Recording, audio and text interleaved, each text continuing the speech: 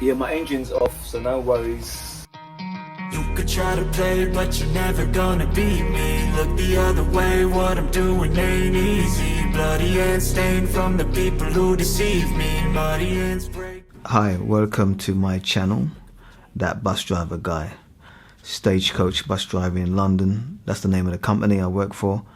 Been working as a bus driver for 9 years now, and I decided to set up this channel so I can tell my stories. You know, sometimes if you leave your stories to be told by other people, you don't know how they might distort what you've done and what you've seen. It's also about the roots and the culture of being a bus driver. Today I'm starting off with a story. It's one of the most dramatic stories in my journey as a bus driver. I start off with a big bang, and it's a serious story. Anyway, let's get to it. I'm a 47 driver. Well, I drive the 47 mainly, and I drive also school buses, 661 and 621. They're my other routes. On the 5th of May 2018, I was on my way on the 47, that's a Saturday that was, heading towards Shoreditch, and so, you know, travelling away normal, picking up my passengers, doing my thing. 47 is one of the best routes for me, is the best route for me, for the garage that I'm in. And so I'm on my way, you know, having a good day, and then when I get to approaching London Bridge Station, then I do a right turn onto the bridge. So I served the actual bus stop, and some people came off, some people came on. Had about 20 people on my bus, I reckon. And I distinctly remember indicating to go out, checking my left mirror like we talked to do, you know, checking if there's any other passengers there, also checking no one's stuck in the doors, you know, anything could happen on this job. And as I look to my left, all I remember is this guy, this young black guy, running towards the edge of the bridge onto the railing. He ran towards it. He made one jump and he landed on the actual edge of the railings. He landed on the edge and he was actually just balancing there.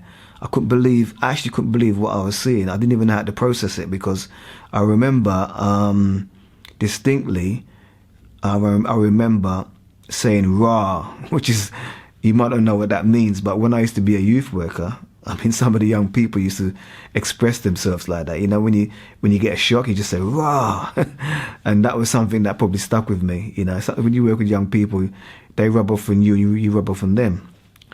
It was round about here somewhere. He ran from about this distance from where my bus was. My bus was about there, and I think he ran from about here right onto the actual railing. But anyway, this guy is on the edge of the bridge, and then he bends down. I remember he bends down, because I'm thinking, what is he going to do next? I'm hoping he's not going to jump. Before I could even think or finish thinking of that, he just jumped into the Thames, and I was so I couldn't believe it. I was in shock. And then when I thought that it was over, I noticed a van was in front of me. I didn't notice at first. All I remember is this box van, you know, ones with the shutter.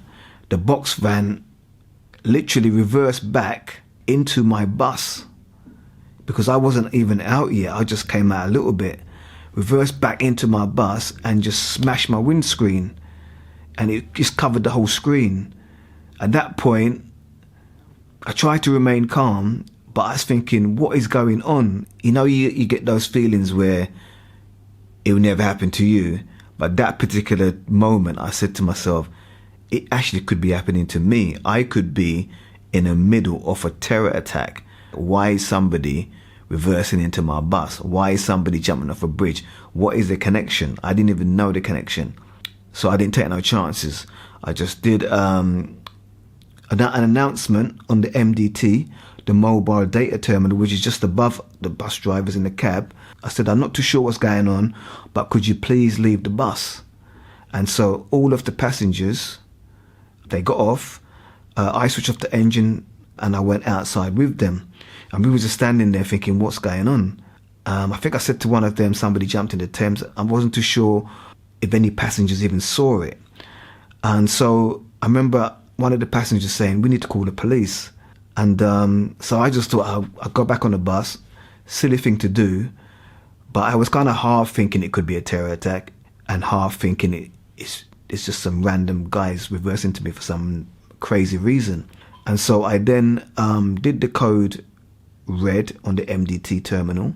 And as the NMCC, when they came through, it was called Centrecom at the time, head of the TfL that controls all of London buses, give us information.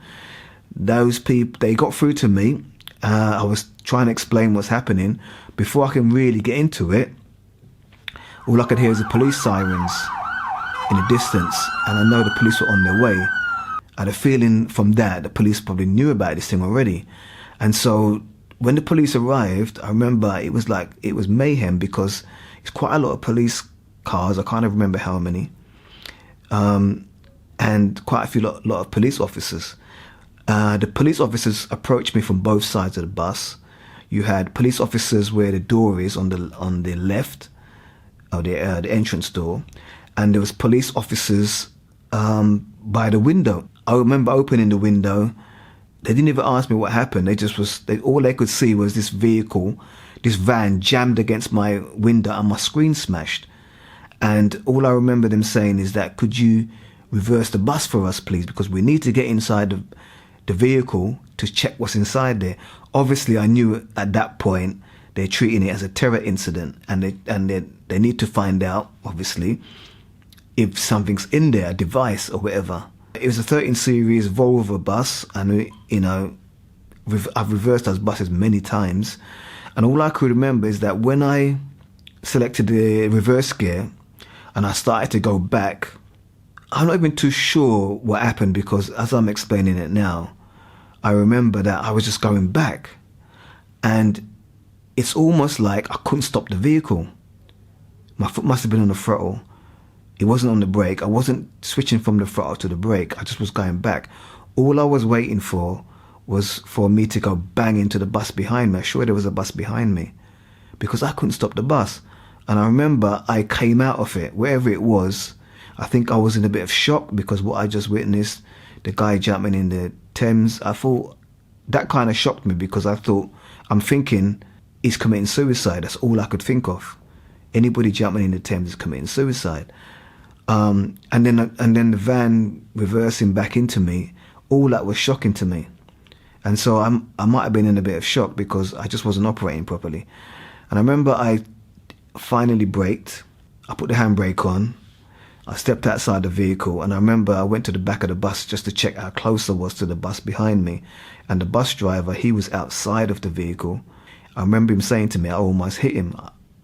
Police officers then sent a policewoman, another officer obviously, sent her to talk to me to get information and to take an account or detailed report of what actually happened.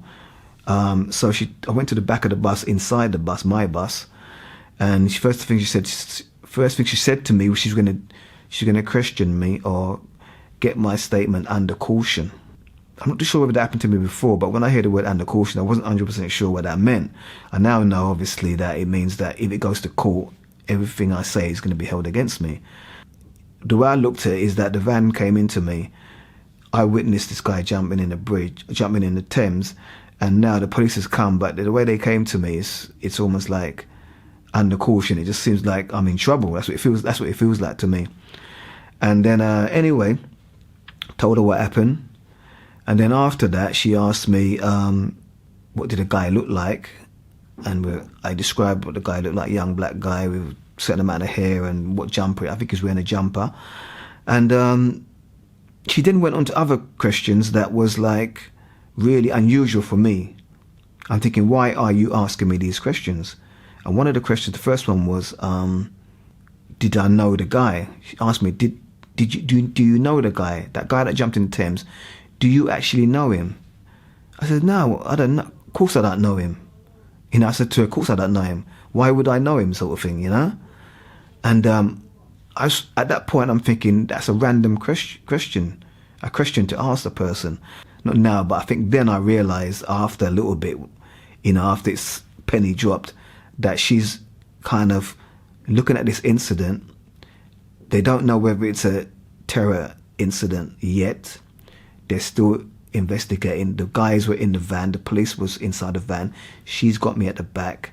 And now she's relating this thing as if like I'm part of it, or trying to find out whether I'm part of it. I actually couldn't believe she was even asking me this. Thinking, I'm a bus driver, I've got my uniform on.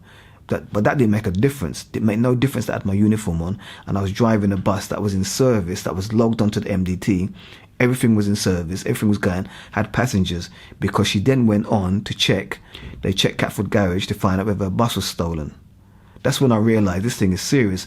I'm actually in a serious incident here, because I've been treated as if like I'm a suspect to a terror attack, which they don't know. They're not even confirmed it yet, but they're just covering all the grounds. I mean, some people will say, yeah, that's what they do and all that kind of stuff. But when you're the one being interviewed or being asking all these questions, then it's different. I'm not saying I was angry or I was stressed out. I was just kind of, wow, I'm seen as a suspect. And then after that, she went on to take my name and my date of birth. Then she forwarded it, contacted someone, not too sure whether it's MI5 or some terror department. Up to this day, I don't know. All I know, there was a man on the other end of the line taking my details, and then he actually went and checked out some stuff. And while I was sitting there with the police officer, he got back literally a couple of minutes, and he said, yes, there's a Leonard Guy, but this person, only difference is he's got a earlier date of birth. And then what happened after that is that I heard on the radio, because you can hear them communicating with each other, that they found something in the van. And remember, they're looking for any device. They want to confirm whether it is an attempt for terrorism or whatever. So they found this device, or it wasn't where they found something in the vehicle, and that's when they closed the bridge. Now that I've said all that, as I was with the police at that point, I then discovered that the way I interpreted it and the statement that I gave was what I saw and what I believed. But what I didn't know at the time is that the man that jumped in the Thames, he was in the van that reversed into me. But the van wasn't reversing, so he left the handbrake off, and the van was rolling back because he jumped out when I didn't see him. So I didn't connect him with the vehicle. He stole the vehicle in Rotherhithe, and then he drove the vehicle towards London Bridge, and that's why there was so much police on the way, and they was actually alerted before I alerted them. The reports said that the van crashed into some cars and then the bus, and then he jumped out the van, and he was on foot, and then he went over to the bridge. There's all different versions of the story, but I have the true version of the actual event on the bridge itself. So the van rolled back. It wasn't reversing. There was nobody in the van. I didn't realise the same guy was driving the van who was jumping onto the bridge. And that's what really happened. City police was there. Metropolitan police was there. The ambulances came after because somebody called that somebody fell into the Thames, or they jumped into the Thames. And so then you had the RNLI, which is the rescue, Thames Rescue, came on the scene to get the guy out of the water. He survived the jump. He actually swam from the left side of the bridge, that he went over on the left side. He came at the other side of the bridge, and he was swimming around. The guy was even talking to him. And so the whole thing was a shock to me. I know it made me feeling that, that feeling of sort of a nervous kind of feeling, because a lot of things happen at the same time. A lot of things happen. Seeing a guy jumping in the Thames, a young man. I was a youth worker. You get kind of this connection with young people, because when you work with young people, you want the best for them. So to see somebody committing suicide, because that's what I thought it was shocking. And then to have the van reverse into me, because that's what I thought it was, another shock to my system.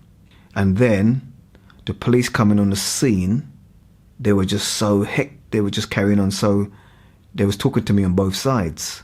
Then I reversed the bus and almost crashed into the bus behind me because I couldn't lift my foot from the throttle to the brake because my brain wasn't telling me to do it. As like I wasn't even processing it. I couldn't even think. And then the other thing, the police questioning me and not even asking me at one point if I was okay. None of them did. The way they sort of, judge you. When my name came back, the woman, she chuckled and laughed in a way like, it's not you then, sort of thing. That's what happened. And so I had all those things. And so that day was serious. Up to this day, the young man that was in the Thames, they got him out, they arrested him. This is from the article that I read online. He got arrested. He got sent to the hospital because he had injuries from 30-foot drop into the Thames. He had injuries, and I don't know why he stole the vehicle. I don't know whether he was unwell mentally. My assumption is that he was, because why would you jump into Thames to get away from the police? Who does that? If you stayed to the end, you would have got the full story. And if you want to subscribe to this channel, if you're interested in knowing about the buses, if you're a member of the public and a lot of the things that we do you don't understand, then subscribe, because I will teach you a lot of stuff and I will show you a lot of stuff. And if you're a bus driver, if you're a young bus driver and a new bus driver, stick around, because I can tell you a lot of thing about bus driving. I'm a mentor. I mentor new drivers, and there's a lot of experiences I can pass on. I could talk to you when I see you in the garage, but I can put my thoughts on this platform, and you can access it anytime you want. That's the beauty of having this platform. Give me a thumbs up if you liked this video, if it was interesting, and it taught you something. Thank you.